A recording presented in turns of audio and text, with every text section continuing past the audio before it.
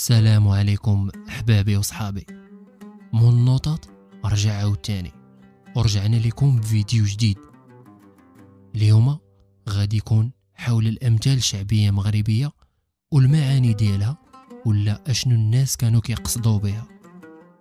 يلا الدراري ليتس جو. اللي حبني ما بنى لي قصر واللي كرهني ما حفر لي قبر. هاد المثال السيادي كانوا كيقولوه ناس زمان، يعني على ان كاينين الناس غادي يحبوك وكاينين الناس غادي يكرهوك وحتى شي واحد فيهم ما غادي ينفعك ولا غادي يضرك. الا مات الاب وسد الركبه وإلا ماتت الام وسد العتبه. هاد المثال سيادي كانوا كيقولوه ناس زمان باش تعرف الاهميه والقيمه ديال الام. حتى زين ما خطاطو لولا، حتى بالعمان فيه الكحوله. هاد المثل سيادي كيقولوه ناس زمان باش يبينوا لك على ان اي واحد يكون زوين حتى يعيا ضروري ما كيكونوا في يدي فوات ديالو. الا كان حبيبك عسل ما تلحسوش كله.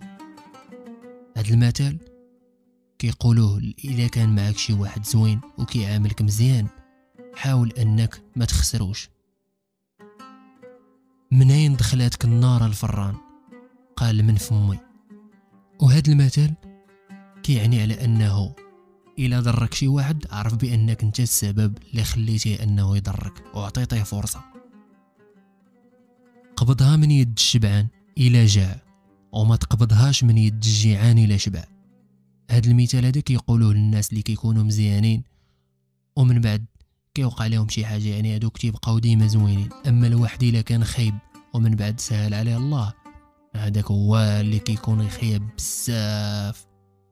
ملاغت باللارج جاي يضحك مع ولدو عورو. هذا المثال هذا بغاو يعنيو به على انه كاينين شي ناس ما كيعرفوا لا يضحكوا ولا يعطيوك نصيحه ولا حتى شي حاجه، حتى من راسو عاد ما عطاش راسو فائده. اللي طوف ما تغزل الصوف. هاد المثال هذا كانوا كيقولوا على البنات اللي عزيز عليهم الزهو والخروج، يعني هادو ما عمرهم غادي يكونوا حادقات.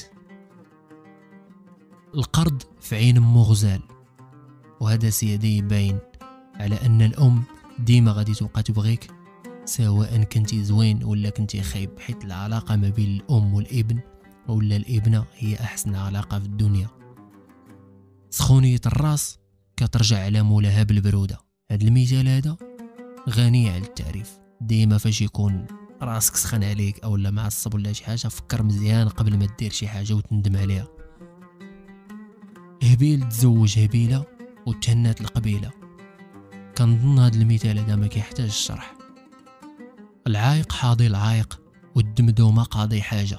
هذا المثال كيتقال على انهم كاينين الناس كيحسبوا راسهم نزوقه ولا عايقين تيبقاو حاضين بعضياتهم، في الحين اللي كاينين الناس ما تيبينوش كاع ديك الشطاره ديالهم وقاضين حاجه.